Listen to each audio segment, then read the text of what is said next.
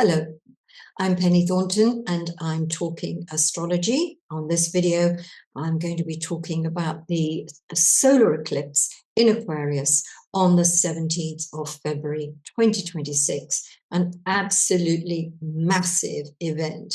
And it's not just massive because in and of itself it is extremely important, but also because it's happening at a period of time when an awful lot of other things are happening, including the Saturn-Neptune conjunction. Now, I've talked quite a lot about the Saturn-Neptune conjunction on different places. I've got a whole video on it. But I'm going to make a little bit more of a mention on this one because I've got some different things to bring into the mix. And also, because I'm going to be going through all 12 signs and looking at the eclipse, I will also be looking at the Saturn-Neptune conjunction. And so I think this is a real opportunity to kind of set the stage of everything that's happening at this time. So I'm not going to waffle at the beginning of this. I'm going to go straight into it. And first of all, we'll talk about what kind of an eclipse it is. A solar eclipse is a new moon eclipse. In other words, the sun and the moon are eclipsed. Now, it's called an annular eclipse, and that means that the moon's diameter isn't big enough to completely cover the sun, so you can have this kind of ring of fire effect. Now, not everyone's going to be able to see this. If you're in the Antarctic, you will be able to see something fairly dramatic and gives the true kind of sense of awe that eclipses often bring with them. But otherwise, you're not going to be able to see it. What is significant about this solar eclipse is that it is the first of a series that is coming into being on the Aquarius-Leo axis. And I've done another whole video on eclipses and the nodal axis, if you'd like to look at that in more detail to understand astronomically what it means, and also in terms of, well, what does it mean? What are the nodes? That's a separate video. And maybe I'll attach it to this one so we've got a little bit of extra clarity here. The North Node itself, when it moves out of Pisces into Aquarius, and the nodes move backwards, they don't go forwards, that's going to happen on, I think it's July the 26th this year. It's not quite there yet. But nevertheless, because the eclipses don't happen always exactly on the nodal axis, this is the first one that is near that axis, and it is in the sign of Aquarius. Now, the last time we had a nodal cycle on the Aquarius-Leo axis was 18 years plus 6 months ago. So if you can go back that far in time and think, well, what was I doing 18 years or so ago, you might get or derive some extra meaning from that. But the other part that's very interesting is the halfway point, and that's when everything is reversed. In other words, instead of the North Node being in Aquarius and the South Node being in Leo, you've got the North Node in Leo and the South Node in Aquarius. And that was about 9 years, 3 months ago, a little bit nearer the time. And you might be able to pick out that that was a significant time for you, because the nodes have to do with eclipses. That's where eclipses happen. Eclipses are game changers. They make us feel that the events around that time are very fateful. They seem to be part of our destiny. And the events themselves create big changes in our lives. Now, having said that, you really have to have the eclipse itself connecting with the personal planets. That's the Sun, Moon, Mercury, Venus, Mars, in your natal chart. You have to have that solar eclipse on those personal planets or on the ascendant, descendant, midheaven, IC to really glean any effect from this, in a discernible effect. And if you have a birthday, let's say somewhere between about the 15th and the 19th of February, therefore the sun is within 2 degrees of this eclipse, either side of it, that's also another significant period. And then you're going to take quite a lot away from all the sorts of things I'm going to be talking about on this particular video. The other thing that I wanted to say about this is that it is part of a Saros cycle of eclipses. It's part of the cycle 121, I think. And the Saros cycle, again, is explained on my video about the nodal axis. But in brief, it's a kind of family of eclipses that take place, and there's these certain degree areas, if you like, they're a family. They keep reoccurring, repeating over a period of hundreds of years in some cases. And I find something very interesting about Saros series 121 in that it is the effects or the kind of signature that this eclipse series has is about established frameworks are sort of strained and then they are reorganized and reshaped. And if you think you've heard of that before, yes, that's exactly what we're experiencing with the Saturn-Neptune conjunction. So I think the fact that this first eclipse on the Aquarius-Leo axis, super important, happening as it does, closely squaring, closely angling the planet Uranus, which is all about change and revolution, and then looking at the Saros series, which is all about frameworks that are kind of strained. And out of this, straining, if you like, comes reorganization. And I think that's a very interesting parallel. I think that's a theme we can be very, very confident about. Other things that I really need to note about this eclipse. Right. Well, let me talk a little bit about this eclipse in Aquarius and take you back to the October of last year, where we had a new moon at 28 degrees of Libra. Well, ever since October, or around there, maybe 27 degrees in a few minutes, but around that degree. And ever since that point, all the new moons have happened around 28 degrees of a particular sign. And you may like to remember that on the 19th of January, there was a full moon at 28 degrees of Capricorn. And that was just before this huge wave of transits happened, this close packed group of personal planets all heading towards Pluto, right? So they were going through Capricorn, over Pluto and Aquarius and beyond before all of that took off. And that coincided absolutely with all sorts of major events in the world. And again, I've talked about this on a previous video, so I don't want to repeat myself. But for me, it was evidence, clear, profound evidence that astrology works. We could see this coming up. And most of us realized it was significant. Some of us tried to be more specific than that and figure out, how it would manifest. But of course, when we think about the Greenland situation, all of which came to a head at the Davos conference around the 21st of January, I mean, right up to that point, there was a fear because of the adamance that was made by the president of the United States that, Greenland was going to be his one way or another, that you had everyone set up for the feeling, well, this was the end. And, Europe was going to have to go to war with America, which is actually unthinkable.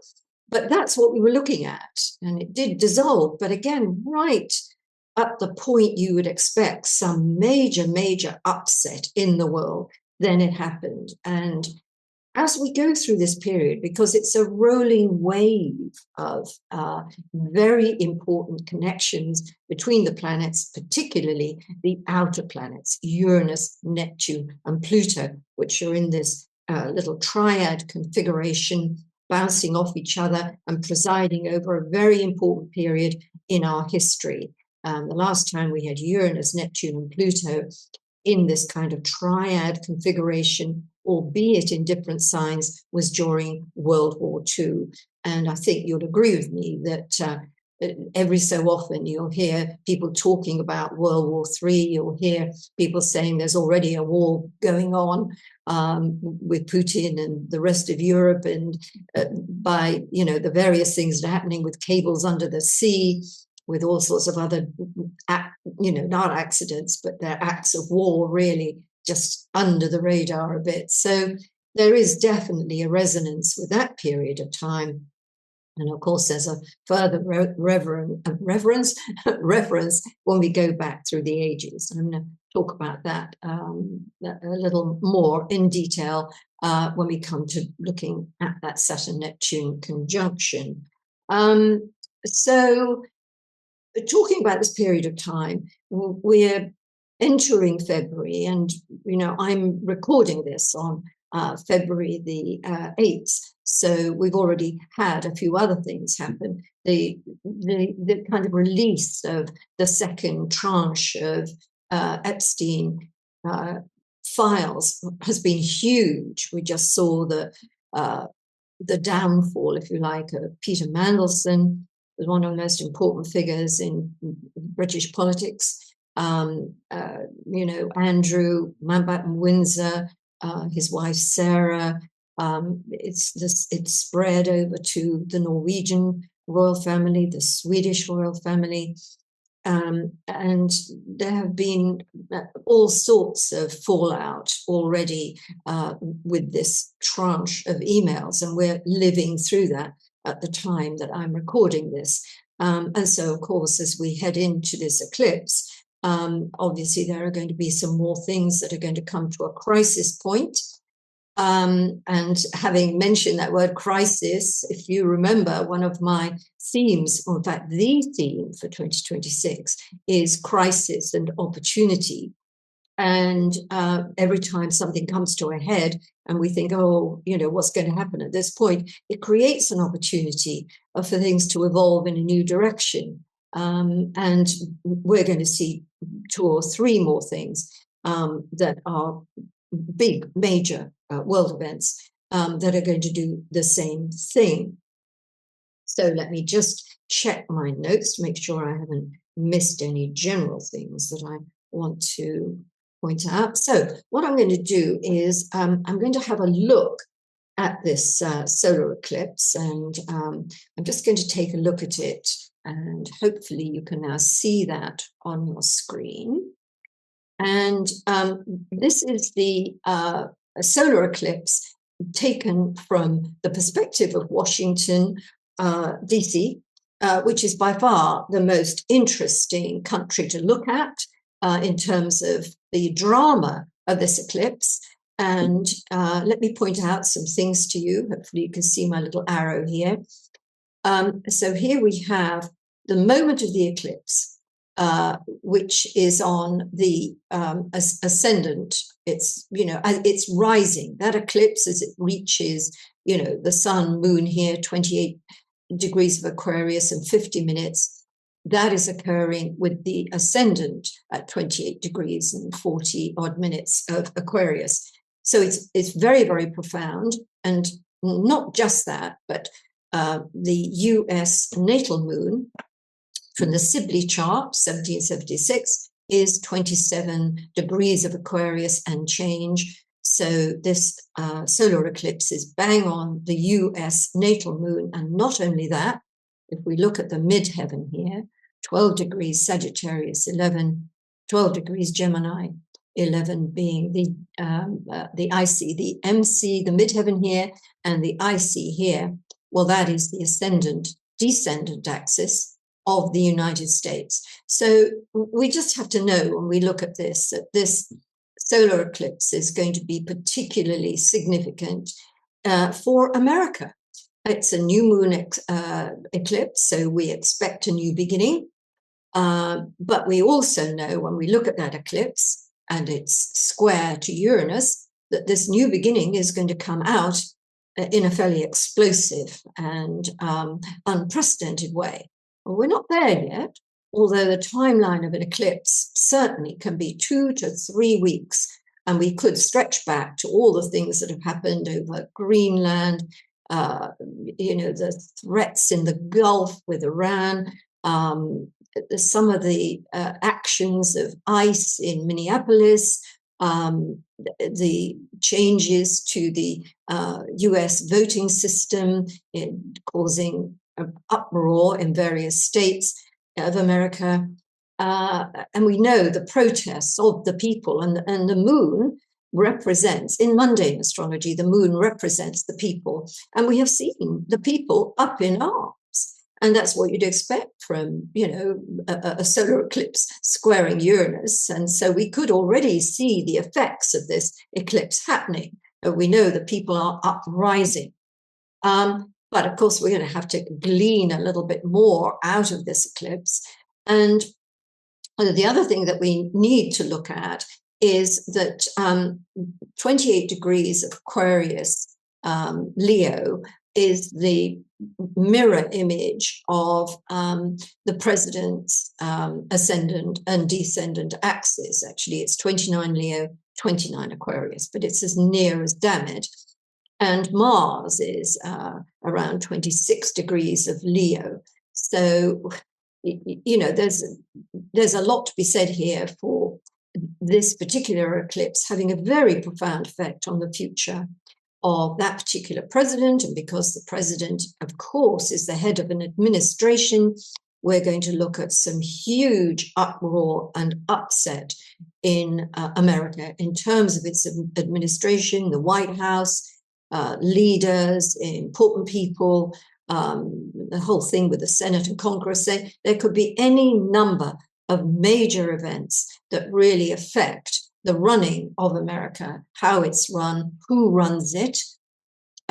So there's already been a huge amount of speculation, not in the kind of the media that, the sort of channels we have on our television and our mainstream newspapers. They're not really always telling us the full picture. You have to look elsewhere to find, what's really going on in a way. And so there have been a lot of calls and a lot of suggestions that some people are going to fall from grace or fall in some other way from power. And this is one of those periods of time, and let's give it a couple of days forward back, that we are going to be seeing just that happening, not just in America. We just happen to be looking at America right now in terms of that 28 degrees of Aquarius being the moon of America, the ascendant being the moon of America, and the MCIC axis at the time of the eclipse is America's ascendant descendant axis. We've got a lot of information here. Also, at this time, and I'm living through this here in Great Britain, there are calls on our Prime Minister, Keir Starmer, to step down in light of the revelations about Peter Mandelson. So our particular parliament is in uproar. And, heads will fall here as well. And in fact, they might already have fallen by the time this video comes out. But again, the events surrounding an eclipse do tend to be fairly dramatic. And because this eclipse is squaring Uranus, we know all too well that Uranus is short, sharp, and shocking, that things go suddenly, unexpectedly, and it's kind of ruthless, Uranus, with its effect. It's like everything is broken into pieces, and you're not going to be able to put it back in the form that it was in. And of course, that reflects the whole idea of this Saros series, in a way, that things are being reformed. And also we have that implicit, really, in the Saturn-Neptune conjunction as well. So various countries in the world, various nations, various leaders, various administrations are all going to be rocking on their axis at this time. And what we can't rule out is the weather. Now, I've done quite a lot of research on eclipses and earthquakes and volcanoes and other kinds of earth movements, and they crop up fairly regularly. It's not like every eclipse there's a major earthquake. Of course not. That's not true. But in some of the most major earthquakes in, over the last, 100 years, it's amazing how many times there is an eclipse a couple of days or 2 weeks before that, and we can start to see that there is a patterning effect. The other thing that I think is really interesting here is the weather. I mean, the weather patterns across the world are clearly changing. This has to do with global warming, so there's lots of water being picked up in the atmosphere, everything is warming, and then of course the water that's picked up in the atmosphere is going to come down as rain somewhere, and of course we have these huge warm air interventions which work out as hurricanes, tornadoes, and cyclones. So we've had a real uptick in recent years on all of this. So I think, you know, weather is certainly going to be a factor in and around, or on and around, the time that we have this eclipse. So I'm going to bring up another chart now, and that will allow me to look at the various events, astrological events, surrounding the time of the eclipse. So here I go with all my important configurations that happen on a day-to-day basis. Remember, this is a period really from the 14th of February right through to the very end of February. And so here we have, I'm using the solar eclipse as the you know, what we're looking at. That's the first chart we're looking at. And I want to talk here about the 14th. Now, that will be, well, literally this video will be going up on the 14th. And so happy Valentine's Day to those of you who may be watching on the 14th. But it's a big day for, you know, Saturn moving into a new sign fully. It's not going out of it again. It's going to take 29 years to go around all 12 signs of the zodiac before it comes back to Aries again. And most of us get, you know, 2 Saturn cycles in a lifetime, and sometimes 3 because we're all living so much longer. So if you've got Saturn in Aries, you're either going to have your first Saturn return in the coming year. If you're about 57, 58, you're going to have your second Saturn return. And if you're around 87, 88, excuse me, you're going to have your third Saturn return. And I mean, in general, it's a coming of age. And I think we can apply that very easily when we think about becoming 29 years old. We're entering the world of adulthood. You know, we've left our youth in the sense of the freedom of youth and the ability to experiment and not to take responsibility, if you like, for our actions necessarily. We're still on a learning curve. By the time we have hit our first Saturn return, the world of reality hits us, and we have to start taking responsibility for ourselves. And we often do things in line with that. You know, we take a really big job, we decide to get married, we start a family, and all this. We may own a house if we're lucky. So all these things are very Saturnian. They're sort of building a structure for our lives in the future. By the time we come to 58, 59, and here we are, or 57, around that time, we're having our second Saturn return. We've got a theme going that whatever we set in motion at the first Saturn return, we're reaping a harvest now. We're having a look and saying, was that successful? Or maybe some things should be abandoned now. And often, of course, it is a period where the kids are leaving the nest, going to university. And so there is that sense of, you know, reaching an age where everything is different. And it is the beginning of the third chapter of life, the second Saturn returns, third chapter of life. And I think what we get here too is this assessment about, you know, is my health in great shape? Have I got a good pension to take me through my senior years? Is the marriage that I'm in, or the relationship situation that I'm in, is that going to take me through the next 30 years? And often these questions are answered with a big fat no. So a lot of things have to be thought about, changed, and put into being on this second Saturn return.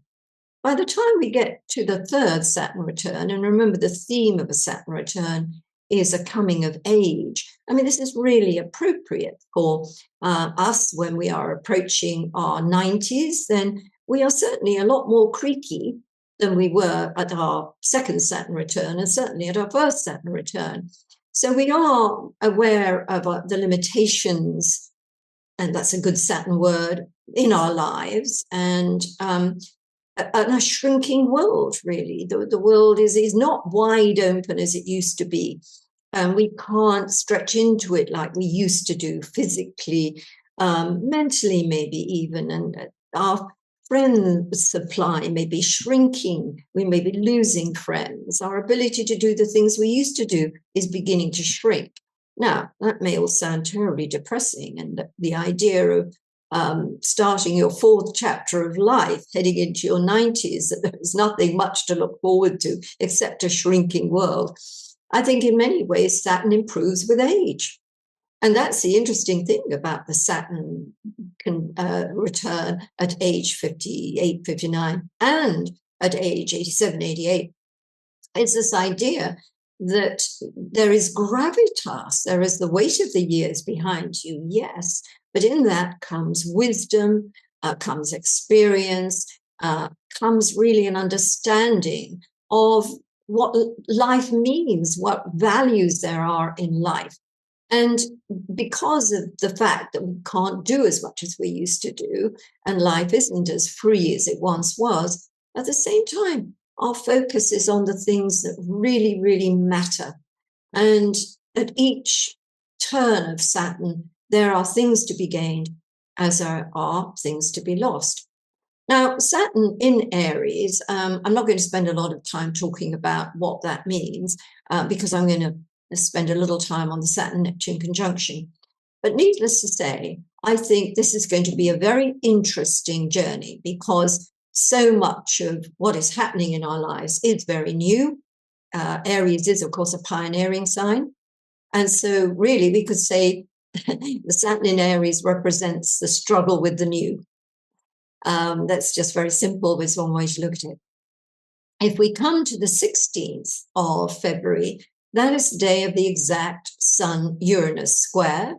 And at the same time, there is a trine between Mercury and Jupiter. So I like the look of these two aspects together, because you get short, sharp shocks, upset surprises. Wow, whatever happened there from Sun and Uranus. But with Mercury and Jupiter, we get a feeling that things are expanding, and that our knowledge and our understanding and our awareness of what's going on is expanding. And there's lots of good things to take away from the things that are happening at the time. The 17th, of course, the solar eclipse we've talked about.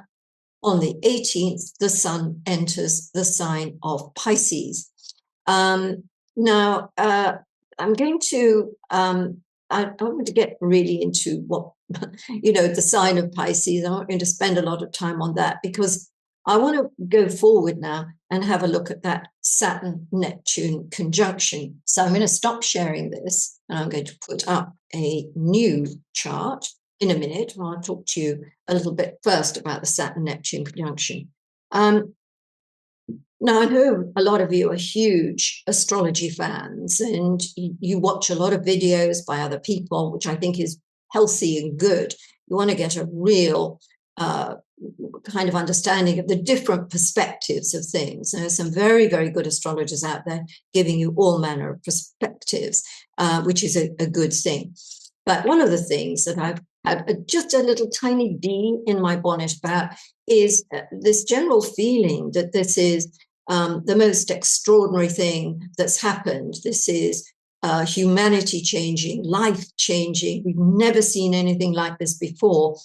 And my natural inclination is to say, oh, whoa, wait a minute. Yeah, we haven't seen anything like it before, because we're making history as we go forward. That much is true. But of course, Saturn-Neptune conjunctions happen every 36 years. This is not unusual. And there have been Saturn-Neptune conjunctions in Aries over the years. The fact that it's 0 degrees and X minutes into Aries, and that 0 degrees is a very powerful area, especially in Aries, which kicks off the whole of the zodiac, the 0 point, the beginning of the zodiac. All the cardinal points are supremely powerful. So that in itself is significant. And I know I haven't done a huge amount of research myself into when that occurred at 1 degrees of Aries. But I know that there have been various stabs at this, and I think I think it's Steve Judd who mentioned something about 160,000 years ago. There was a conjunction at Saturn and Neptune at 0 degrees X minutes of Aries. Of course, we have no history of what was going on at that time. But I think it's quite interesting. I think that's sort of the point at where we were leaving the great ice age behind. So there was an awful lot of melting going on, a lot of climate change at that point. And of course, as you know, as the ice melts, you get land being revealed. Now, it's so Saturn-Neptune, isn't it? The idea that Saturn represents the rock, the hard stuff, the reality, the ground, and Neptune is watery, vapory. And this idea of the melting ice cap, so to speak, revealing the land is very Saturn-Neptune, and revealing new land in Aries makes sense. And so we could take a leaf out of, you know, what happened 160,000 years ago or so, and say that we're going to discover new lands maybe during this next cycle. And remember, it's a 36-year cycle, really. It may begin and we may focus all our attention on that Saturn-Neptune conjunction when it happens. But not only will Saturn and Neptune be, you know, in orb of each other right through quite closely until May of this year, but they'll be in the same sign for 2+ years. And by my reckoning, it takes about 2 years for us to sort of really realize where events around the time of the Saturn-Neptune conjunction really have taken us. So that fits in really, really well. So, yes, what I'm saying is, yes, it may or may not be significant. In my book, at this 0 degrees of Aries, may be stronger and more powerful. It may be. Let's wait and see. But I'm not going to get hysterical about it. What I'm probably more interested in is the Saturn-Neptune conjunction that was prior to this, in other words, in 1989. And I want to look at that, but first of all, I probably want to look at this particular Saturn-Neptune conjunction. So I'm just going to throw it up for you. Let's do this again. Now, this is the moment the Saturn-Neptune conjunction occurs. As you can see, 0 degrees Aries, 45 minutes. And I've set it from Tarawa Island in Kiribati. And that is the furthest point east, if you like. And when the new year comes in every year, that's the first part of the world, if you like, to experience the new year.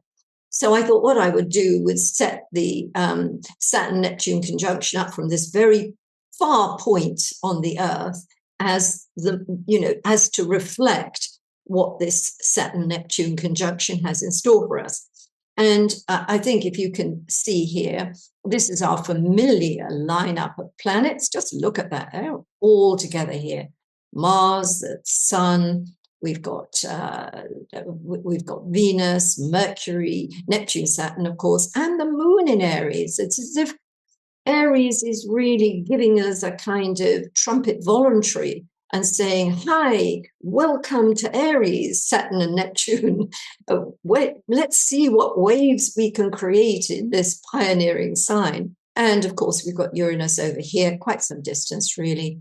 Here's Mars squaring Uranus, but we'll get into that in a minute. But what I thought was quite interesting was at that moment, Pluto, Pluto will be rising. This is going to happen on the 21st of February, according to this distant part of the Earth. So at that moment of the Saturn-Neptune conjunction, Pluto is rising, and it's all contained, really. Look, we have this little triad here, Pluto, Mars, Saturn, and Uranus, that I mentioned a little bit earlier on in this video. But it's almost like if we look at this as a divination moment, we're divining something from this moment in time about the Saturn-Neptune conjunction. It sort of shows us how powerfully transformational this particular Saturn-Neptune cycle is going to be in this moment in time. And we do feel, we are entirely aware of the times we live in, how much turmoil there is. And as everything is churned up, it's going to, reveal new things, new ways forward. And we're living through that right now. And I think that one of the things that I wanted to point out here about that Neptune-Saturn conjunction, and what I think Pluto is reinforcing, if we think about artificial intelligence, I mean, that is a real Saturn-Neptune signature on that.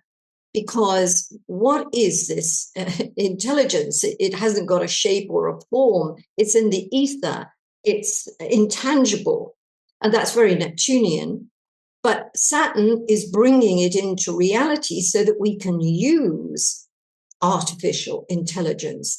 And artificial intelligence really came to be the early, intimations of it in terms of what we sort of started to find out about it was with Pluto entering Aquarius. And that was in 2023, 2024. And now, as we come to the Saturn-Neptune conjunction, and of course it was in play last year as well, at its closest in the July of last year, but, in play, right as it is now, the usage and the discussions over AI have grown and grown and grown. And I do think the signature on that is Saturn and Neptune. And of course, here we have a beautiful symbolism here of the idea of Pluto being part of the picture, because, of course, our world is changing. And really, in the last 3 or 4 years, especially with the war in Ukraine, we've seen the use of artificial intelligence and drones and everything that is now happening in warfare. How very Aries is that, warfare? We can see this really taking shape in front of our eyes. So this little image of what that moment in time was, admittedly, to some of you, it might be a bit spurious, but I quite like looking at it like this, the idea this is a day beginning, and the day, at that point in time, the Saturn-Neptune conjunction, here we have 4 degrees, we have Pluto at 4 degrees on the ascendant. So I'm going to stop share there and come back to me, because I want to go back again to 1989, which was the previous Saturn-Neptune conjunction. Before that, 1953, before that, 1917. These have all been incredibly important, periods of time. If we go back to 1917, we think about the Bolsheviks, we think about the Russian Revolution, the end of the Tsars. That was all on a Saturn-Neptune conjunction.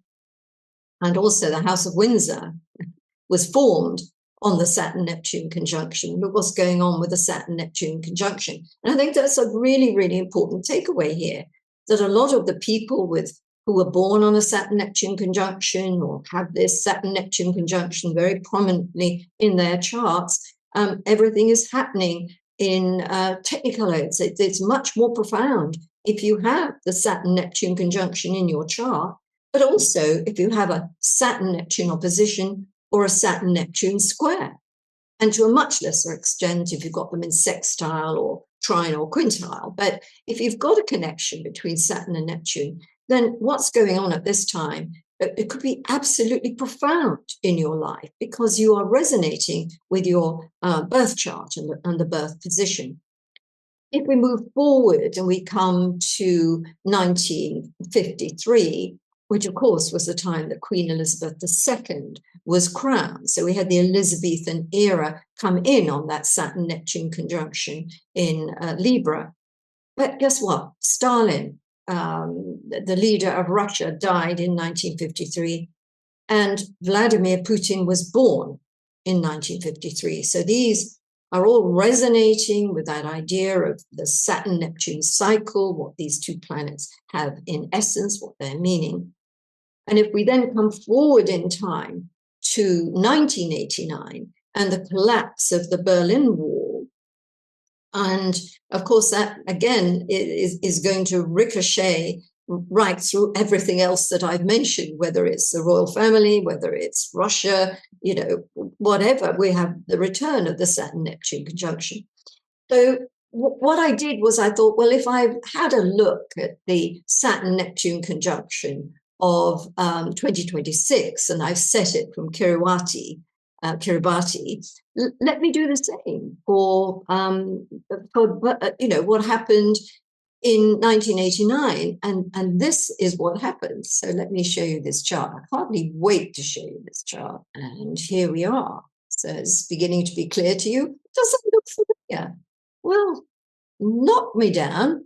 We have Pluto rising again, very, very close to the ascendant. And here we have our Saturn-Neptune conjunction at 11 degrees of Capricorn. And guess what? The moon was in Capricorn. And if you remember, when we look at what's happening in 2026 with Saturn and Neptune coming together in Aries, we have the moon in Aries, as if to say here, I'm going to really reinforce this picture. I'm not going to get into the moon-Uranus conjunction here. Let's not make life too complicated, but it's just curious that the moon is in Capricorn. And of course, the sun is in Pisces, as you know, in 1989 at the Saturn-Neptune conjunction, the first one on the 2nd of March, 1989, then the sun was in Pisces, as it is now. So I think there is quite a resonance with 1989 here. And if I come back to, that era which I lived through, and how intoxicating it was, this sense that that wall that had been put up in 1961 or 2, whenever it was, and incidentally, 1962 was the year of this huge stellium in Aquarius that got everybody very excited. And of course, was considered to be the start of the age of Aquarius, by the by. But when I think about the Berlin Wall coming down in 1989, remember, it had been up for decades. It went up overnight and it came down overnight pretty well, and it was brought down by the people, and the fact that there was so much love in the air. I mean, and it really, really did feel as though humanity has somehow turned a corner, and we didn't want boundaries, good old Saturn boundaries. We wanted them dissolved, and it was a great demonstration of how that could be. And of course, within 2 years, the whole of the Soviet Union had collapsed. Imagine how that felt to Vladimir Putin with his Saturn-Neptune conjunction. It was the worst thing in the world. This brought him right back to the idea of rebuilding Russia. This event for him was, I'm going to rebuild Russia. That was it. That was his Saturn-Neptune moment, recurring, the same combination recurring again, gave him the idea of, being Russia's redeemer.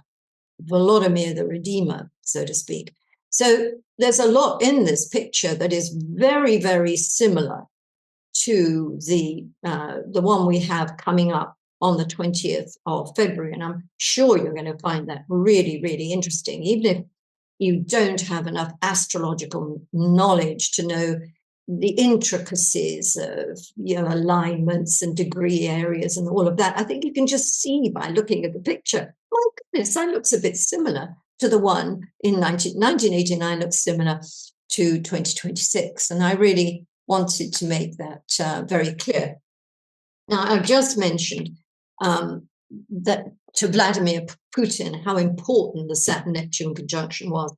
That was what lay behind or presided over his desire to, he saw Russia, diminishing, a diminished Russia. And this was something he wanted to rectify. And as you can see, he's been busy rectifying that for many, many years, which is why this Saturn-Neptune conjunction is going to be hugely important for Putin. Now, you know how I like little nutshells? I like to be able to tag something very simply onto these complicated things so that we can play around with it.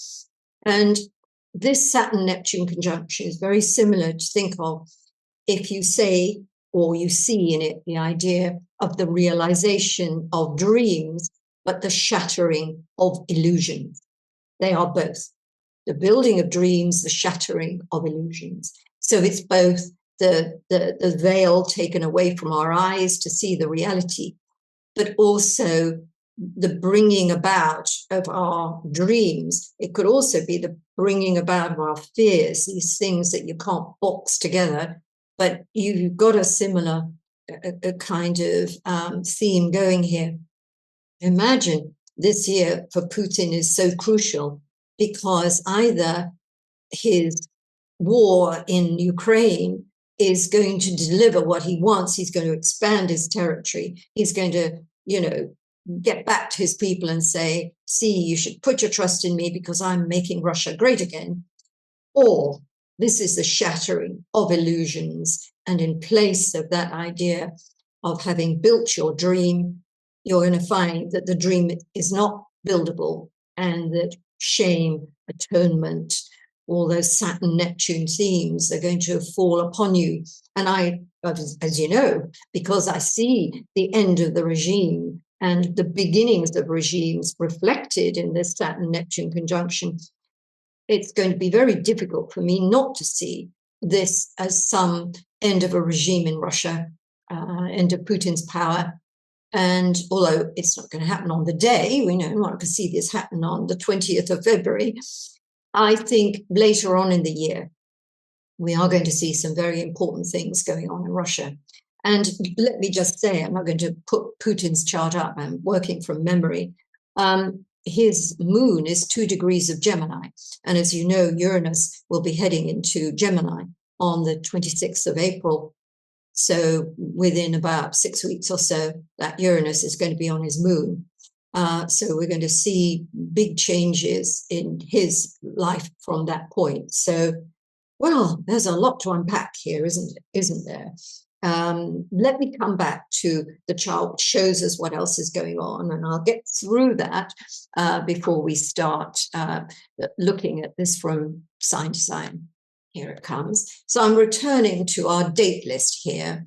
Saturn-Neptune conjunction on the 20th.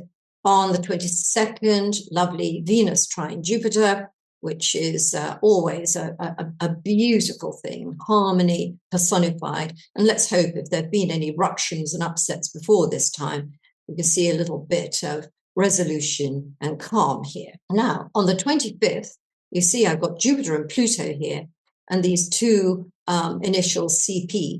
That means Jupiter is contra parallel Pluto. Now, we're used to seeing planets in the zodiac. So we know that Pluto is 4 degrees of Aquarius and 12 minutes. That's where it is. But there's another way of locating planets, and that's north and south of the celestial equator. Right ascension and declination, that is, for those of you who are a bit nerdy about astrology. So the Jupiter contra parallel Pluto, that means Jupiter, I can't remember which is north and which is south. It may be Jupiter's north of the celestial equator and Pluto is south, or it could be in the reverse. But it is sort of a little bit like an opposition. What is interesting about this is that on July the 20th this year, 2026, Jupiter is going to oppose Pluto at 4 degrees of Aquarius Leo. It's going to be a very big moment. It comes amid a whole lot of other very important things going on, particularly for the USA again.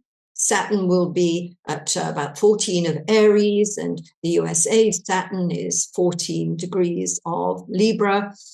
Mars is in Gemini. We've got Mars-Uranus squares. We've got a lot of things going on in July.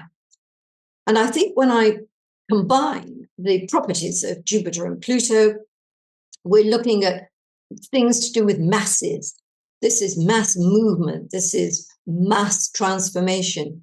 These are things happening in an extraordinary way. It has a lot to do with power plays and the accumulation of power, the excesses of power, if you like. And I'm wondering whether we're going to see or have a hint of this around this time, the 25th of February, because I think it's a little precursor to what we're going to get full on in July. So look out for this. Let's see what's going on. And I love this about astrology, that we can use it as an education, that we're not necessarily saying this, that, the other will happen. I've got my eye in my crystal ball and I can see all these events. It's more like, show me. This is what I'm expecting. This is what I know historically. Now, show me how you're going to present this in events this time round. So I think this is an important period. And you'll notice on the 26th, Mercury turns retrograde. And on the 27th, Mars squares Uranus. So we have not left controversy, upheaval, turmoil, all of that around. It's still heaving there. We're still on this massive roller coaster ride. And one of the things that is going to be happening towards the end of the month, in fact, on the 27th, I think it is on the 27th, Bill Clinton is going to be he's going to be giving testimony before Congress about, his connection with Epstein and everything that went on in the Epstein files. And I think Hillary is the day before. And so it's very interesting when we look at all this explosive stuff going on. I mean, these things we know about, and there's lots of what I don't know about, but I think it's all building into a picture of a very, very, times are changing. Yeah, for sure. And we're seeing all sorts of things that we never thought we'd ever see happening in this period of time. And a lot of it seems to be focused on America, the administration, and some of the leading lights, really, if you like, of the United States of America. And I think really with what's going on at the moment, as I'm recording this whole uproar about the Epstein files and how it's hitting famous names and throwing their morality, if you like, into the spotlight. I think what's very interesting, it just struck me as very interesting only today, that if you remember, way back, this must have been during, the last few years, there was this whole QAnon conspiracy theory that there was this satanic ring of pedophiles and all of that stuff. And how we laughed at QAnon and said, this is ridiculous. It's a conspiracy. Don't be silly. And the extraordinary thing is, and how Saturn-Neptune is this, that it turns out that conspiracy, fake, fantasy, Neptune, turns out to have legs, to be real, because it is this ring, this huge web of finance, corruption, sex. I mean, would I go as far as to say satanic practices? Well, it's certainly some very, very, very unsavory things going on in connection with this ring, and it's now all coming into reality at this time. So really quite extraordinary. Anyway, let me get on. I'm going to now look at the picture of this solar eclipse and some of the other things I think are significant sign by sign. And to those of you who are here for the first time, for instance, I look at it from the perspective of your sun sign, but also if you do know what your ascendant is and where the solar eclipse is going to be, in other words, which house, first, second, third, fourth, whatever, then you need to look at that as well. Two things, not the moon. Don't bother with where your moon sign is, unless, of course, if you have the moon in Aquarius, or your moon is being triggered by this solar eclipse, that is going to be very significant. But even so, I don't think we should set too much store by the house your natal moon is in. anything like that. Let's keep it as simple as we can. So let's start the ball rolling. We're going to start with Aquarius, of course, because this is where the solar eclipse is taking place. So as you will see on the chart in front of you, Aquarius is your sign, and the new moon, the solar eclipse, takes place in your first house. And what I've also drawn in here is the Saturn-Neptune conjunction, Uranus and Pluto. So we can see this little triangular form and its focus in this particular area of your horoscope. Now, if you have a birthday on the 17th or the 15th, 16th, 17th, even the 18th of February, then the eclipse is very much connected to your chart, and it will open up a new avenue for you. And maybe that new avenue will open up unexpectedly or something you didn't expect. And I think the fact that this solar eclipse is squaring Uranus really says there are going to be some shifts in your life. Now, hopefully, those shifts will happen right away. You will see them happening within the next couple of weeks, or they've already occurred. But even if you don't, there is a feeling that the events and things going on at this particular time of the solar eclipse are going to be those things that start to shift things for you. Now, we don't know, and whether that's going to be in a direction you really love, or whether you're going to absolutely not like what happens. But one thing I can guarantee, that there's such a kind of fateful aura about all of this. It's meant to be. And from the experience at the time going forward, and maybe we look at that Saturn-Neptune conjunction at the same time and see its significance, and we think about maybe in 2 years' time, you're going to be looking back and you're going to say, those events, even if I didn't like them, they were incredibly important. I wouldn't be where I am now if it hadn't been for those events. So I think that's a really important thing to remember, whether you are sitting pretty at the moment, Aquarius, and feeling very happy about the new things that are happening in your life. Your prospects are looking very rosy, and you are really feeling on the crest of a new world, which is obviously what I'd like. But that's not going to be for every Aquarian. There are going to be some who don't like everything that's going on at the moment. And a lot of things that were in place and offered stability and security and a sense of order are now being thrown up. And you don't know where you're going to be or what's going to happen. But as I said, go forward 2 years' time and a bit maybe, and you'll think, I never thought all of this would happen either, and how grateful I am ultimately for that.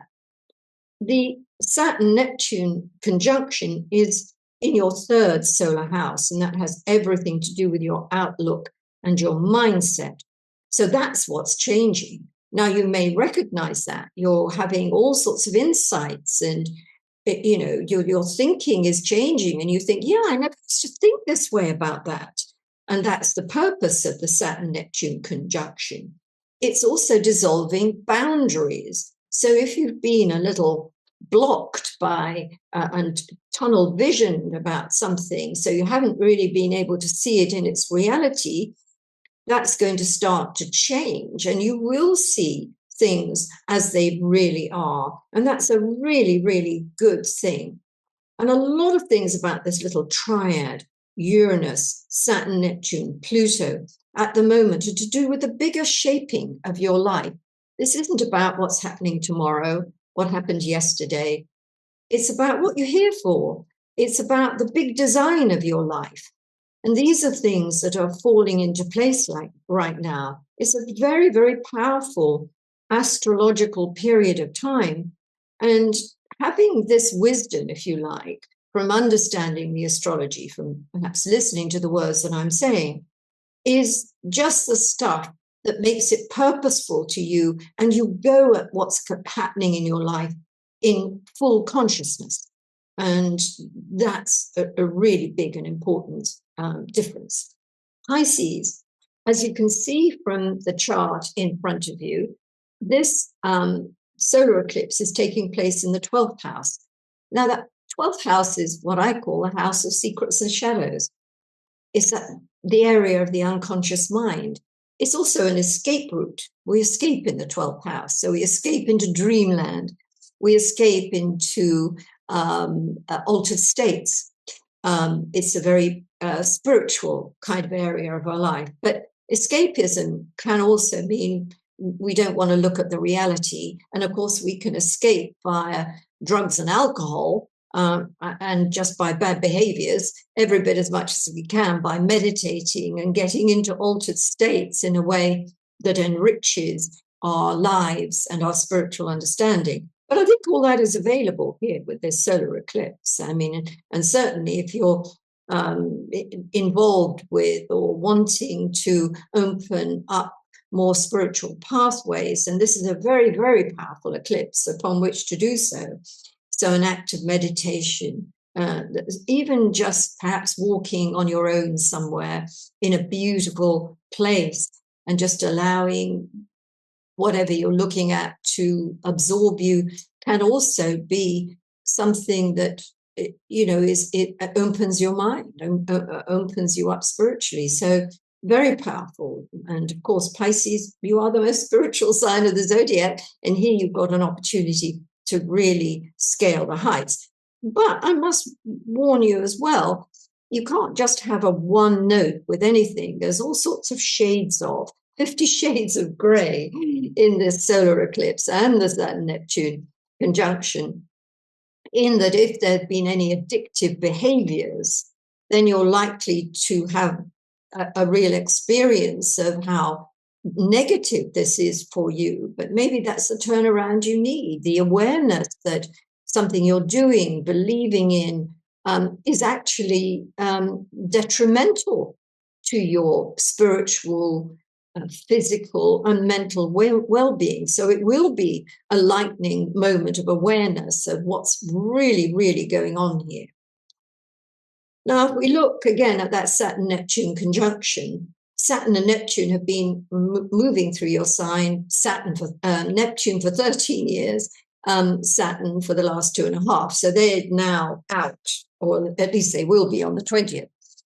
And I think that you have probably done some atoning, whether you feel, oh, I've really screwed up here and I better deal with this, or whether you've had some kind of dramatic events going on that meant, you know, something has gone from your life. You've had to sacrifice something. You've had to let it go. It's a very Saturn-Neptune experience.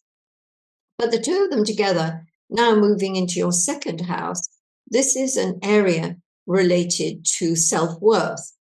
And, you know, I've given you that little nutshell theme, the realization of dreams, the shattering of illusions.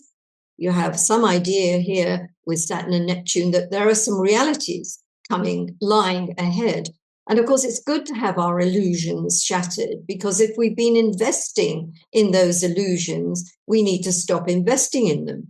Whether that means you got caught up financially in some kind of scam, or some kind of, you know, promises were given and they're not worth their promises, the realization that you better get out and take what you can at the time, really to do with finance, or whether it's really your investment in a relationship, or your investment in something to do with your career, where you would consider perhaps that what you do depends on other people valuing what you do. So there's both this sense of really being given what you deserve, because reality has come to bear, or the other way around, and that those things you'd hoped for and expected from other people, from companies, from whatever it is that you've invested your talents in, there is that shattering of illusions. That's not going to happen. As a kind of general rule of thumb, I think around this period, a caution with finance needs to be made. This is absolutely the wrong time to pay into a scheme where someone's telling you it's just going to go up. It's just going to go up. Invest in this, put your money in here. The returns are going to be fantastic. Keep well away from anybody or any company that says that. It's most unlikely. What goes up must come down anyway. But also under the Saturn-Neptune aura, then you want to be as safe as houses. I think, on the other hand, if I pull back and I think about Pisces as a sign, and all of you Pisces or Pisces rising, whatever that may be the case, that you are a sign, a group who believes not necessarily the best in everybody, but you have you have a strong belief structure, and sometimes those beliefs are taking you in the wrong direction. And what Saturn will do will say, give you a wake-up call and say, no, pull your energies out of here. Let's get to basis. Let's really see who we're dealing with. Okay, Pisces. Aries, my goodness, Aries, Saturn and Neptune conjoined in your sign. Well, what larks. And those of you who may be great readers will know that comes from great expectations. So yes, Saturn and Neptune together are quite an interesting combination, as you heard in the overview. And I talk about dreams being realized and illusions shattered. And that's the theme of a Saturn-Neptune conjunction. So it will be a time, especially if you're a March Aries, where you realize what people are really like, and you realize what situations have they fulfilled their promise. Well, maybe they have more than you expect, or maybe you have been deeply let down by what you thought you were getting into, or what was happening, or what you believed in. But it's always good, whether you're having your illusions shattered or your dreams confirmed, your journey from there is going to be different. And that's really the way to look at it. I think sometimes a Saturn-Neptune conjunction can deplete you of energies, or it can deplete you of resources. It can deplete your resources of optimism. So don't be surprised if you feel a little bit down around the time of this conjunction, and you sort of think to yourself, you know what, this isn't working, and, beat yourself up, really. It's your fault, It's sometimes good to examine situations and examine our part in whatever isn't working. It's good. Be, honest and open, but you don't want to hold a pity party and get all down on yourself. You want to be constructive and think, how can I put this right? Or what is my next step meant to be? The solar eclipse itself falls in the area of collaborations, and Uranus is squaring this. So there's a two-way suggestion here, that either a new collaboration is about to begin, and it could be very exciting, it could be even life-changing. And we're going to look at this, not just on the 17th of February. We're going to expand that. We could even say its possibilities are in the months to come, even this idea of a very new and exciting collaboration. But at the same time, we can get the other message being sent, that a collaboration is done. It ends in a hail of bullets even, or very suddenly, or for reasons that, nobody expected. Something just simply has broken down. Communications have broken down. The ability to keep something going has broken down. But in many ways, I think, Aries, this is a golden time for you. And if you're listening to me and you're thinking, who are you talking to? This is miserable. Well, we've got a couple of years of Saturn moving through Aries. This conjunction to Neptune is only going to be there until May. And it's principally affecting those March birthdays. But I think if you're prepared to work at things, and you have been working very hard towards something, you get that gravitas from Saturn, this putting on the mantle of wisdom, age, experience, ability. So there can be some really rather remarkable things here as well. But watch your health, watch your step, and don't get tangled up in people and situations that really, they're not good for you, and somebody isn't telling you the truth. That's something to be aware of. Taurus.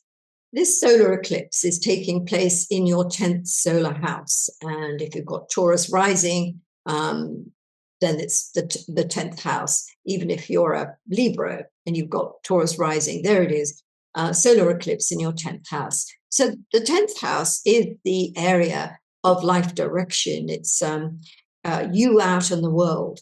And of course, most often it applies to your career. Well, not every Taurian has a career. Once one, or maybe you've been there, done that, got the t-shirt, so it's not appropriate for you. But you still have ambitions. There are still things that you are looking towards in the future. And it's this solar eclipse that's going to affect that sort of thing, especially if you have something in your natal chart that connects with 28 degrees of Aquarius. So let's talk about career.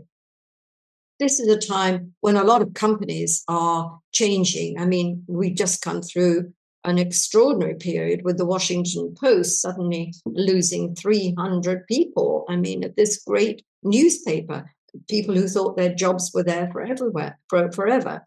And you also have tech companies and even other bigger companies that are now trimming down because artificial intelligence and all of that is happening. And of course, we haven't even got to the idea of what's going on with the economy. So there are lots of reasons why jobs really aren't as safe as they used to be. And so for some Taurians, this is about a job coming to an end. And it probably comes to an end as a bit of a surprise. But we can turn that on its head and say, just as easily, a new job could come into being. So from an unexpected source, in a way that you haven't really ever thought about working, it's a different area of life, it's in a different place, it's altogether different. That's the opportunity that's coming up. And I would also say that there is something very entrepreneurial about this eclipse squaring Uranus. And if you've needed a sign that you can start your own business, that you can go it alone, that you can do something with a more independent path, go for it, Taurus, because that's the essence of what this eclipse squaring Uranus is all about. If we look at the Saturn-Neptune conjunction, it's heading, or it will be at the start of your 12th house, the preceding sign.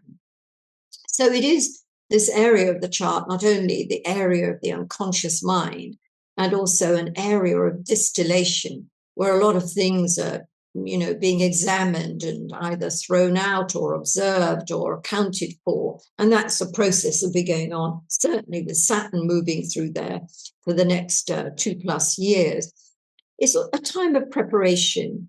And I think this particular moment in time, as I've talked about the visionary, ether-like aspect of Neptune combining with Saturn, the realist, you've got that theme of you can build a dream now. You can see your dreams being able to be built.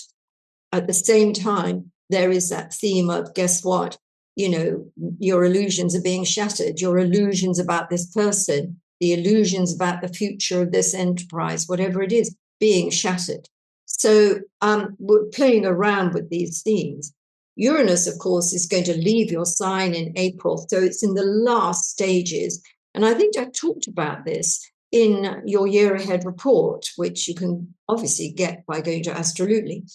And thinking about sometimes as Uranus is nearing the end of a sign, especially when it gets to its 29th degree, there's a whole lot of stuff that needs to be resolved, thrown out, changed before Uranus moves on to a new sign. So this whole period of the year for you, Taurus, is very potent in the way that shifts can happen, that new awakenings can happen, and that things that you need a little bit of courage for and a little bit of flexibility, great things can be achieved by having the courage to take that step.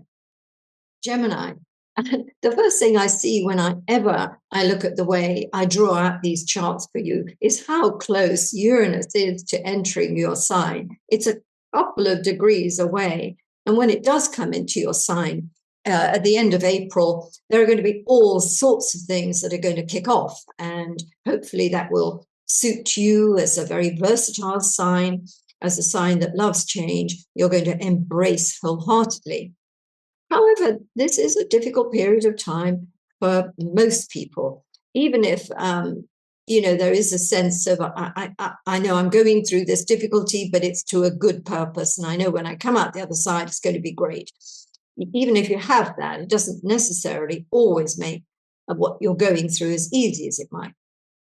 So when we look at the solar eclipse first, and we see it squaring that Uranus, that theme of things coming about suddenly and unexpectedly is very strong. Now, technically, that solar eclipse is happening in the 9th house of foreign affairs, of far horizon. So it is about things to do with people in faraway places. It's to do with international situations.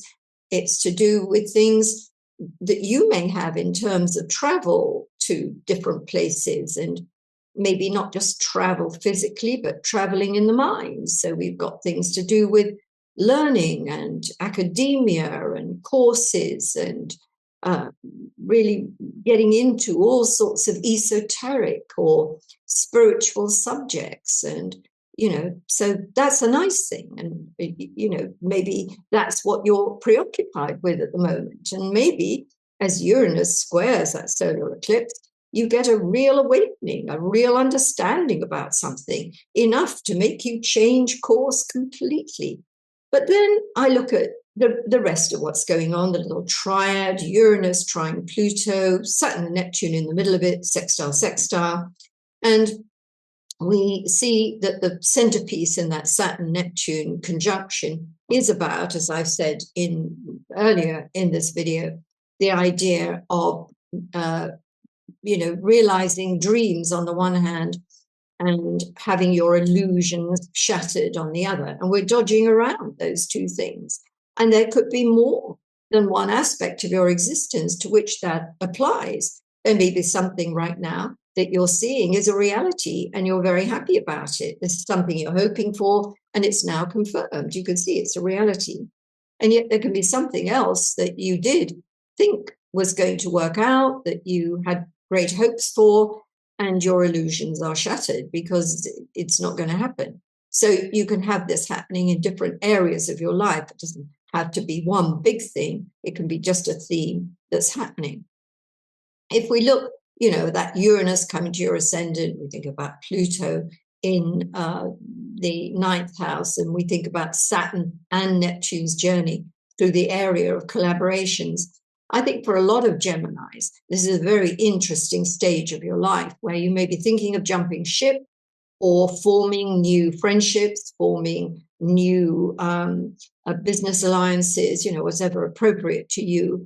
And you can see that a lot of the things that you either want to do or a lot of the things that are happening are really going to reorient you in some way.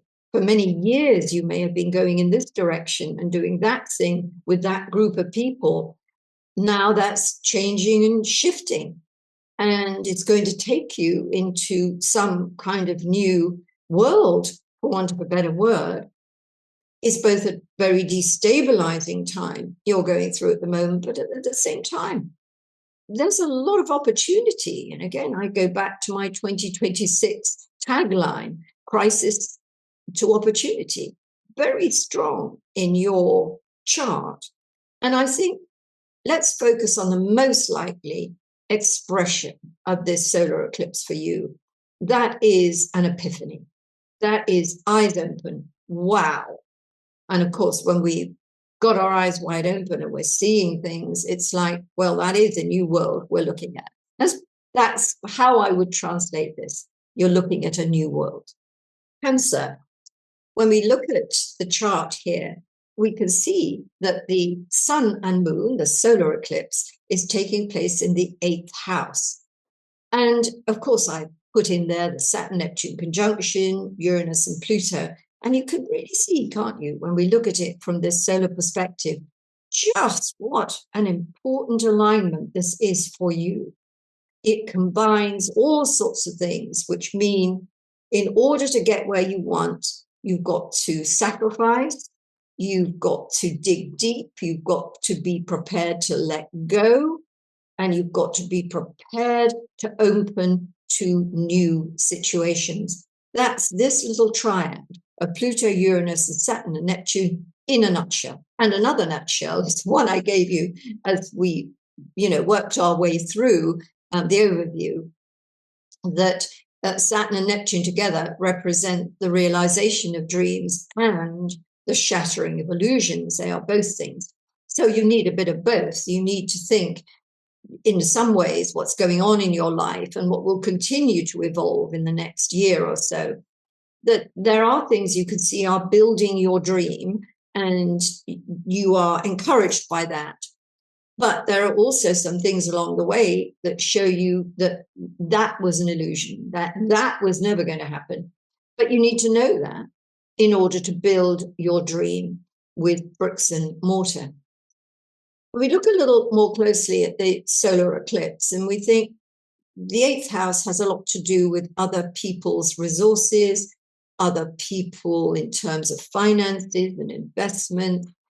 Actually, also, the very important thing about relationships is what other people give you in a relationship in terms of themselves and intimacy. So there's a lot going on with this solar eclipse.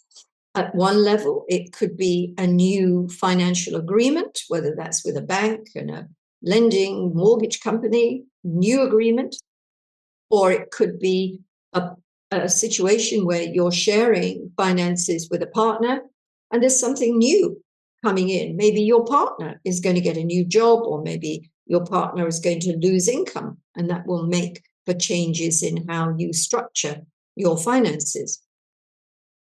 But with Pluto there as well, this is the house of death and rebirth. There can often be things to do with wills and inheritances and settlements and all of that. And you may find that that is apparent with this solar eclipse squaring Uranus, that suddenly something happens either to a settlement you're expecting or you were working towards, maybe coming out of a marriage, a divorce, for instance, or coming out of a relationship with a company and expecting redundancy or some other kind of settlement. There's a surprise here. And the same, if you already know that, you're dealing with a legacy or some kind of financial aspects of monies that you have received, that there's going to be something surprising about that content, and it may change things a little bit for you. But returning to the idea of this little triangle that you can see here, there's so much promise in that, Cancer. And I think about your sign and I think about how cautious you are, quite rightly. But sometimes over caution means you don't take the opportunities when they're there, and your fear of what you don't know overcomes anything you may have in terms of passion and ideals and visions. I think this is saying, you know what? You have got to go for your visions sometimes, because even if you don't get exactly where you want to go, you're going to get somewhere, and you are always going to regret what you didn't do, not what you did. Okay, Cancer? Leo. My goodness, Leo, have you been through, I was going to say through the mill, but actually you might have had a wonderful time since the 19th of January. Maybe all sorts of very exciting things have been happening to you. You've been swept off your feet by someone. You've been made an offer you simply couldn't refuse. And so all sorts of things are making you very, very happy. You can see a sort of new world opening up for you. And it has been driven by other people or relationships. But of course, the reverse is just as true, that many Leos have been going through a period of great upset with a relationship. Things have not been easy to manage.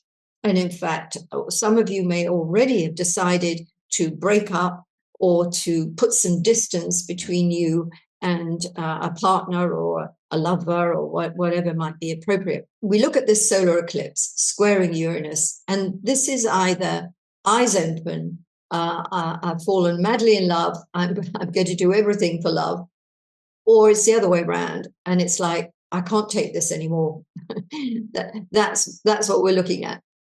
And of course, if you have a birthday towards the end of your sign, so we're looking at, where would we be? We're looking at the 20th, round about that, of August, 18th, 19th, 20th of August, then that solar eclipse is really meaningful in your life. And it does signify a new chapter. And with Uranus, it means it's a new chapter opening unexpectedly and suddenly. And if we just leave it open, we don't get involved in whether you love what's going to happen to you or you do not like what's going to happen to you. It is absolutely meant to be. That is one of the things about eclipses that we can really say is true, that the events that happen that change our lives or change our course in some way, we sort of get a sense that, wow, that's like fate. And it's what you do in the aftermath of these changes and these events that's important. And we always have choice. There is always free will. And that's really, really important to remember, Leo, that maybe you look at something that you can't do anything about now, but how you handle it and what you decide to do from here on in is where you come into play. And I think the fact that you're listening to this and probably other astrological channels, it means that you're already able or interested in looking at things from a more objective perspective and seeing, what does this mean? What possibilities does this open up for me? Regarding the Saturn-Neptune conjunction, both these planets are moving into an area where there can be a great benefit to you. They can open up your world in a way that gives you an opportunity both to, I suppose, live your dream, but at the same time to consolidate a lot of hopes and endeavors. They sort of, you get to see what works and what won't work. And this is for an extended period, really, maybe 2.5 years. And I think often with this ninth house, we're looking at the years down the line. Where do I want to be in 10 years' time or longer than that? And what Saturn and Neptune will do at this time is help you build that dream. But at the same time, it will shatter your illusions about things you thought, oh, I'm going to do this when I retire or whatever. And you realize, oh, that's off the table now. We'll never have enough money, or, this has happened, so that's not going to work. But you can craft new dreams. Always remember that. Just because one dream is blown, you can have another one. Virgo, this solar eclipse is taking place in your 6th house, a very, very underrated area of the horoscope. I think I say this every time I see the 6th house brought to life, because it is where we do the work of life. And that means very literally our working lives, but it's also how our responsibilities, our duties to others, our duties to ourselves, the duties that we must complete in order to keep the engine of our lives going. So to have a solar eclipse here means, hey, something is different now. And there could be a variety of reasons why suddenly everything changes in your daily life, or how we might say, as I have just said, the work of life. It could be because you've got a new member of the family. Does that ever throw out your life?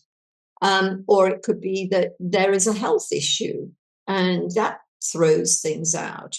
Or it could mean that there are changes in the workplace and in your job, and that's going to change things for you. As it is, if we look to the very top of your chart and we see Uranus there, the little television aerial, in April, Uranus is going to move into Gemini and your 10th house, bringing quite a lot of career change and a lot of changes in direction. Some of you Virgos are going to be moving quite some distance, whether it's a work location that's involved that, or whether it's a home life change. and your world will look very different because it is different. You're not where you used to be.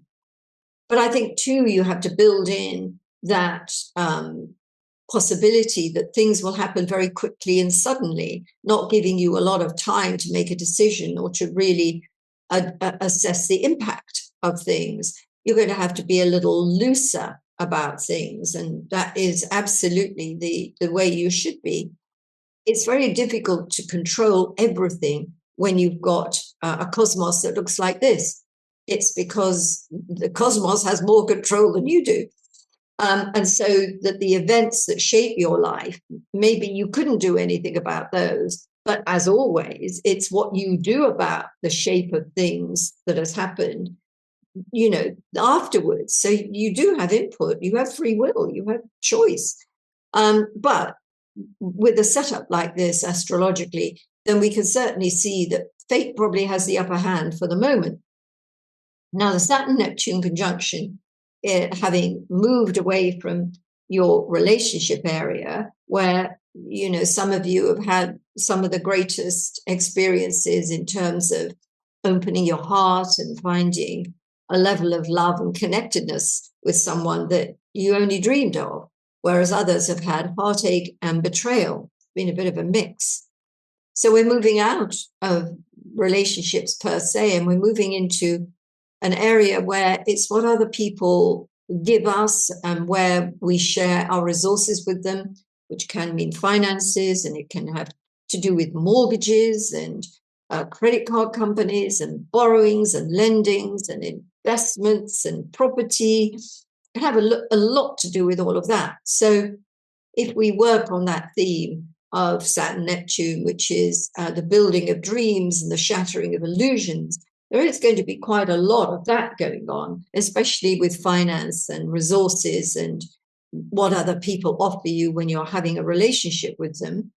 And it will be important to not lose your dreams in a way, but realize where the reality differs and how to make the adjustment to get that dream where you want it to be.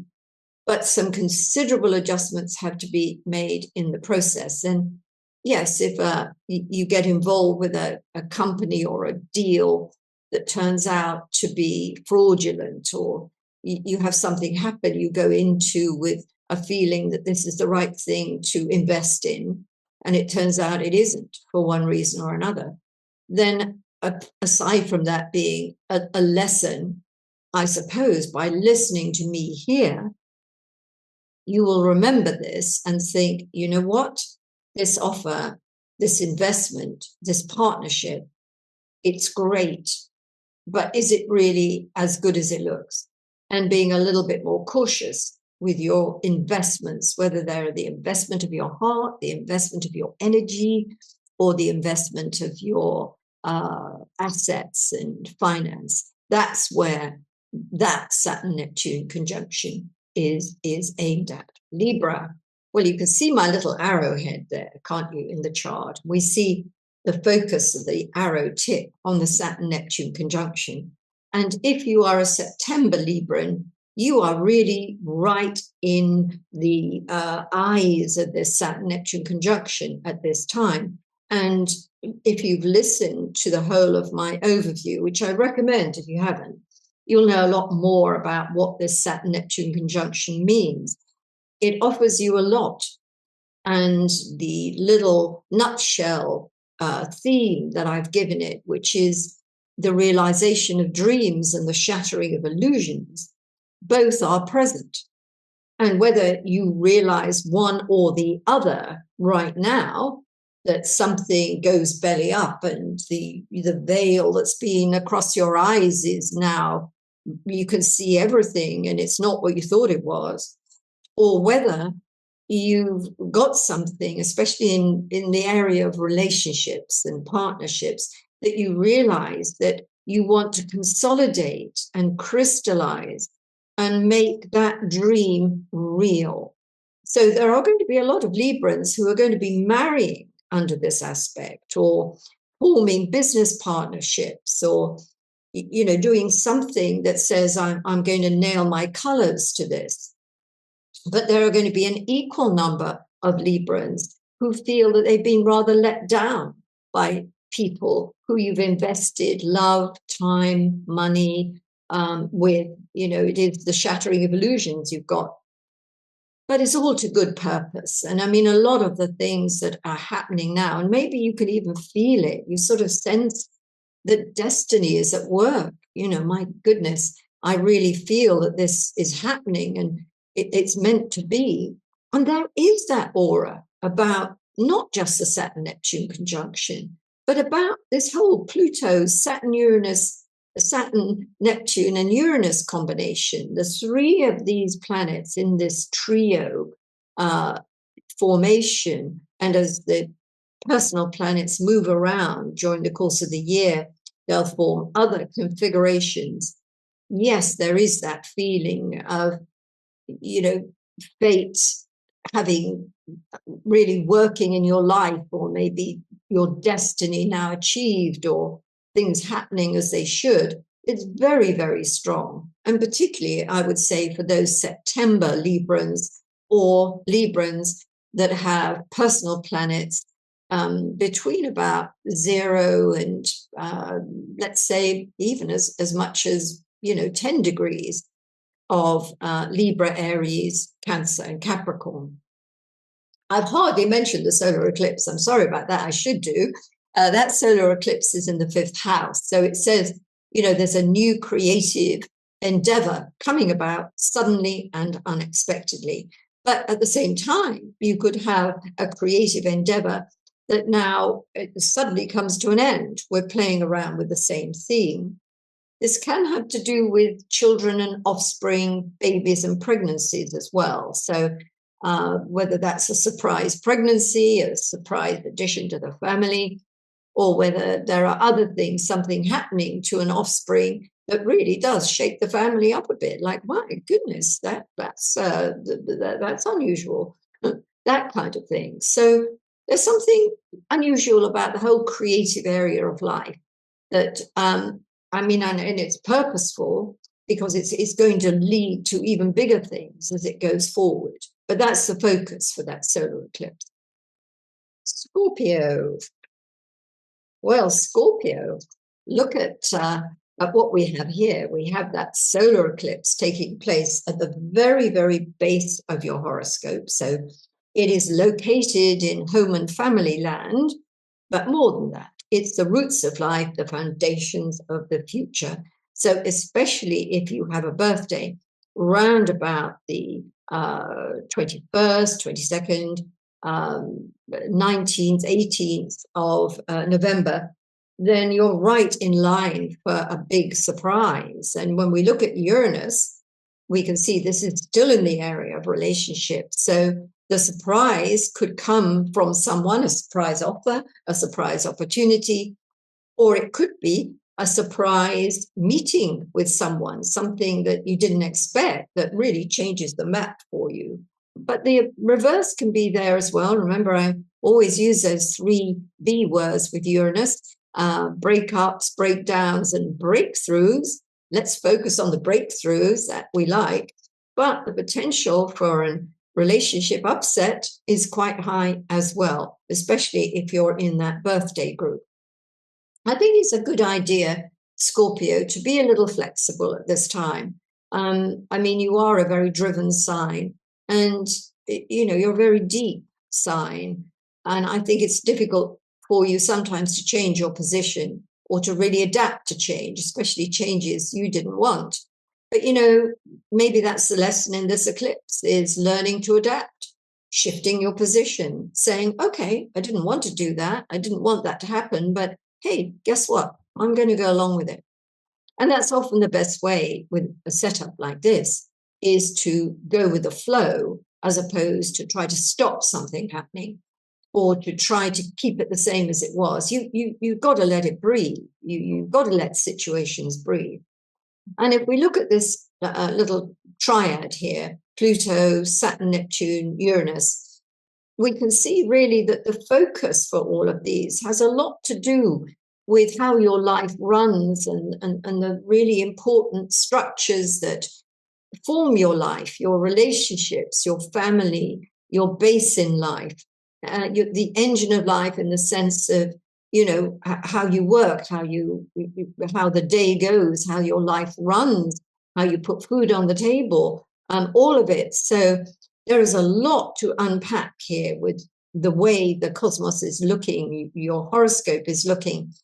But the keynote, I promise you, Scorpio, is to free up. When we become tense, things are more difficult. We become resistant. But when we just let go a little bit, everything flows better. And I think, again, going back to my tagline for 2026, the crisis to opportunity, when things do come to a head, where there is crisis in your life, the thing you must remember is that is creating an opportunity for you. And that's really big. That's really major. And I think if you have these thoughts in your mind, then that most certainly is going to be a good way of seizing the moment, of getting the best out of, or the best outcome out of something happening that you weren't expecting. I think it's good sometimes that we get to see different things in people, and that Uranus in your 7th house has been all about that. Having your illusions shattered by someone. It's important because sometimes when that illusion goes, guess what?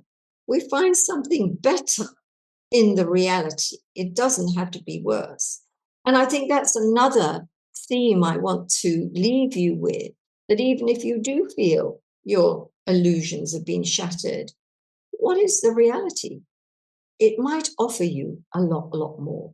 Sagittarius, as you can see by looking at this chart and all the little numbers I've written in the center, which tell you what house everything is happening in, the new moon eclipse, the solar eclipse, is in your 3rd house, which has everything to do with your outlook. Quite literally, if you look outside the window, that's your outlook. But of course, we mean your general outlook, your view of the world, the view of many things. What is your outlook on life, on the world, your thinking processes, your mindset, your opinions? All those things are going to be affected by this solar eclipse squaring Uranus. So there's new information coming to you that's going to change your outlook. That's one way of literally translating this solar eclipse. Now, Uranus is in the 6th house, and that's one of the areas of work. So it could be that changes at work mean that you have a different outlook in terms of your job, or how you think your job is going. It could mean that the company you work for or the situation you're in needs to change its location. And that means, goodness, you're going to have to go to a new place. And that in itself can bring changes in your thinking and changes in, how you view, certain aspects of your life, your existence. I think, too, any kind of eclipse, especially this one, which has to do with opening your eyes to a new world, so to speak, is that there is adventure at the heart of it. And if you think of it that way, because you are an adventurous sign, and you think, all right, this isn't what I expected, but guess what? I'm in a new world, a new country. There's a whole new set of things in front of me. You know what? I'm going to explore it. I'm going to be an explorer in my own situation in life. And this, being the philosophical person you are, is going to lead you somewhere where you're going to be very glad to be in the future. The Saturn-Neptune conjunction takes place in Aries, which is your fellow fire sign, and it's in the area of creativity. So this says a lot about, the whole creative process. I mean, some of us are creative types. We paint, we draw, we write, we put things together, we organize things, we build things. And so we know what creativity means. Well, for others, it's not that at all, and people are a bit baffled by it. But there's always something that you put your personal stamp on, and that's what we're getting at. And the Saturn-Neptune conjunction is playing around with those twin themes of building dreams and having your illusions shattered. So there is this promise within a Saturn-Neptune conjunction on the 5th house cusp that there is an opportunity here to build something that will really appeal to your heart and your creative process. And it may even have to do with procreativity, which is to do with babies and children. And so, you know, if you have grown-up children, it may apply to them, and that you can see this fulfillment of a dream, or that something hasn't worked for them in the way that they had hoped or you had hoped. So on balance, this is not a bad situation for you. And if we look at Pluto also on the 3rd house, we look at Uranus on the 6th, but about to come into the relationship area. There's a lot of change here that's going to happen in the coming months. That's going to be quite, radical. But you know what? You're going to benefit from it. And I would say that for a lot of Sagittarians, the changes that are incoming aren't necessarily something you bring about yourself. The change is brought about by other people. In other words, other people's decision-making, other people's presence in your life, or other people and your relationship with them. Lots of things to think about, Sagittarius, but guess what? Crisis leads to opportunity. That's another theme to remember as you go through the whole of this year. Last but not least, Capricorn. So here we are, Capricorn, a solar eclipse in the area of self-worth. Does this promise a winning of the lottery? Well, do you know, it wouldn't surprise me if there weren't some Capricorns who did just that, who get an amazing win, or who are the focus for an unexpected financial bonus. How great that is. Remember, Uranus is playing into the solar eclipse, so it is about something you didn't expect. But of course, we can also be looking at that in reverse. And what you get instead is a surprise outgoing. So you're the one who's going to have to, pay for something you didn't expect. Is this something happening to the home or the car, or something in your life that's now going to be costly? Well, yes, it could. But these are things that happen in all our lives, and we have to cope with them as they come up. But if we look at the deeper meaning of all of this, and we look first at the solar eclipse, the idea of what do eclipses do?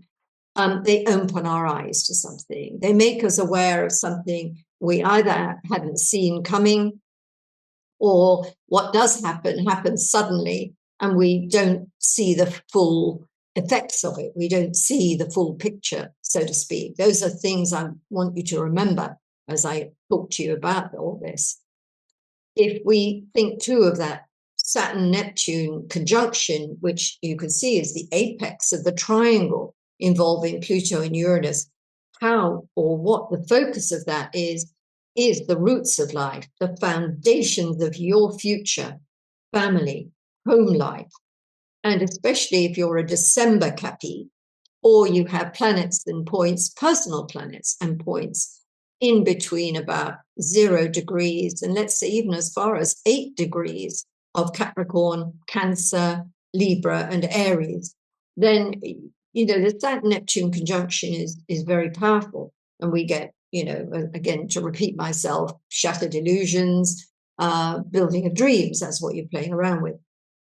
So for a lot of Capricorns, it's where you live. So things are happening to your home, whether you're moving or whether you think you have to move, or whether home life itself is really not, it's not what it should be. And so you're going to have to make changes and alterations in order to get it where you want to be.